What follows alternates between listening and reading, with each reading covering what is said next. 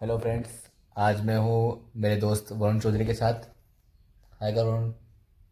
और आज हम दोनों डिस्कस करने आए हैं क्योंकि मिस्टर वरुण चौधरी ने पिछले लास्ट वीक करीबन करीबन 1 लाख रुपए का लॉस कर लिया था। तो वो 1 लाख रुपए का लॉस इसको ट्रेडिंग में किस तरह से हुआ और क्या क्या गलती करी इसने, वो में हम लोग आज डिस्कस करेंगे ताकि आप लोगों को भी आगे फ्यूचर में ऐसी गलती ना करे, आपको थोड़ी बहुत सीख मिले। तो वरुण, आपने पिछले हफ्ते आपने 1 लाख रुपए का लॉस किया, तो ऐसी क्या गलती है आपसे हुई जिसके कारण से आपको 1 लाख रुपए का लॉस हो गया? जब मैंने ट्रेड लिया तो हाँ।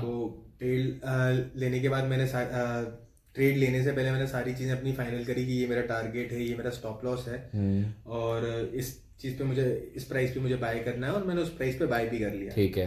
पर मेरा जैसे ही ऑर्डर प्लेस हुआ हम्म। उसके बाद अब जैसे मैं फॉर एग्जांपल 30 पॉइंट का एसएल लेकर के चलता हूँ, हाँ। तो 30 या 50 पॉइंट का एसएल लेकर के चलता हूँ, तो जैसे ही मैंने ऑर्डर लगाया वो वैसे ही 30 पॉइंट नीचे आ गया। अच्छा। अब मेरे हिसाब से मुझे उस टाइम पे स्टॉप लॉस मेरा जैसे ही हिट हो गया तो मुझे निकल जाना चाहिए था। ठीक है। पर शायद लोग जो बड़े लोग हैं वो सही कहते हैं कि साइकोलॉजी का एक बहुत इंपॉर्टेंट रोल होता है इसमें, कि हम हमारा जब स्टॉप लॉस हिट हो रहा होता है तब स्टॉप लॉस के करीब पहुंच जाती है गाड़ी, तब हम ये सोच रहे होते हैं कि यहाँ से पलटेगा, कि वो उससे भी 10-20 पॉइंट नीचे जाता है, फिर हमको लगता है कि यहाँ से पलटेगा, फिर उससे भी 10-20 पॉइंट नीचे जाता है, फिर वो वहां से पलटेगा, पर वो वहां से नहीं पलटता है। ठीक और है। जैसे ही हम अपना जब हमारी आखिरी लिमिट क्रॉस हो चुकी होती है कि अब नहीं झेल पाएंगे हम, हम्म। 100 पॉइंट के आसपास हमारा एसएल हो जाता है, तब हम वहां से, या 100 या 120 पॉइंट का एसएल हो जाता है, तब हम वहां पे अपना स्टॉप लॉस ले लेते को हो। एग्जीक्यूट करते हैं कि हाँ। अब हम इससे ज्यादा लॉस झेल नहीं सकते, हम्म। तो हम अपने लॉस को वहां पे स्टॉप कर देते हैं हम्म। और उसको सेल कर देते हैं, पोजीशन को स्क्वायर ऑफ कर देते हैं, और हम देखते हैं कि वही से जहां पे वापस। हमने अपनी पोजीशन स्क्वायर ऑफ करी है उससे शायद वो 20-30 पॉइंट और नीचे जाकर के वापस से पलट जाता है। हम्म। तो आपके साथ यही हुआ?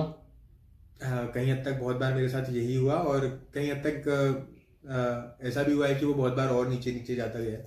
पर 90% टाइम ऐसा ही हुआ कि जहाँ पे मैंने अपनी पोजीशन स्क्वायर करी वहीं से उसके 10-20 पॉइंट नीचे से जाकर के मार्केट पलटा और वो मेरे प्राइस तक गया या मेरे प्राइस के ऊपर तक गया जो मैंने सोचा था। हम्म।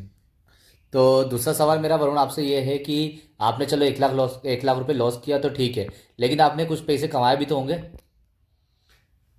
बिल्कुल हाँ, मैंने काफ़ी पैसे कमाए और पर मैं ये आपने 1 लाख पे कितने रुपए कमा लिए थे? एक मैंने लाख कितने कर लिए थे आपने? मैंने बहुत बार 1 लाख रुपए को 2 लाख रुपए में कन्वर्ट किया।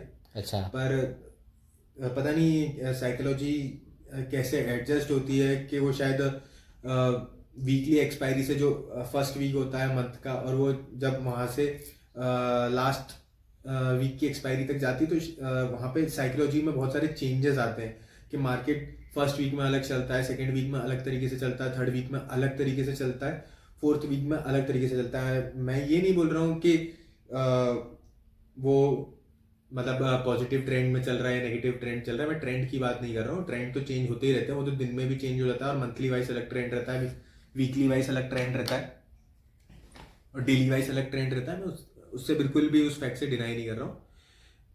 चलने का मतलब ये है मेरा first week, second week, third week, fourth week में, कि वॉलिटिलिटी अलग टाइप की होती है। शुरू में ज़्यादातर ये देखा गया है कि फर्स्ट वीक में वॉलिटिलिटी काफ़ी कम रहती है और लास्ट वीक में वॉलिटिलिटी बहुत ज़्यादा हाई रहती है। तो वो वॉलिटिलिटी चेंज होती जाती है, पर हम लोग है ना उसके हिसाब से एडजस्ट नहीं कर पाते।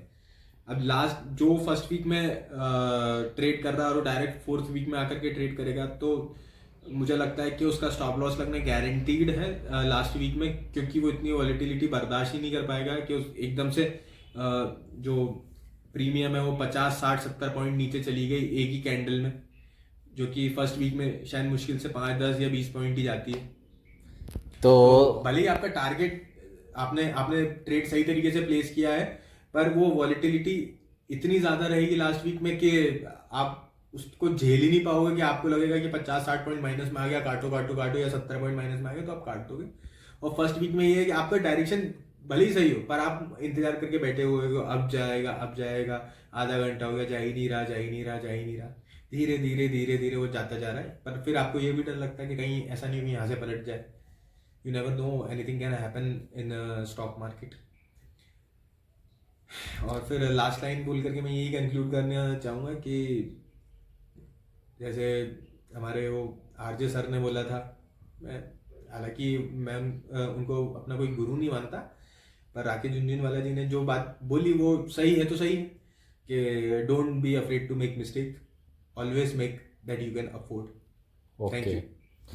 तो आप लोगों ने देखा गाइस कि सबसे बड़ा जो आप ट्रेडिंग करने में सबसे बड़ी जो चीज़ काम करती है, ना वो कोई स्ट्रेटेजी काम करती है, ना कोई वो ट्रेंड काम करता है। सबसे बड़ी चीज़ जो काम करती है वो है साइकोलॉजी। साइकोलॉजी बहुत मैटर करती है गाइस, तो आप लोग भी साइकोलॉजी को पहले सीखिए, समझिए, फिर तब जाके मार्केट में पैसा लगाइए। पैसा आज नहीं तो कल कमा लेगा इंसान, पर साइकोलॉजी पे अगर इंसान ने जीत हासिल कर ली तो करोड़ों कमाने से उसे कोई नहीं रोक सकता। धन्यवाद।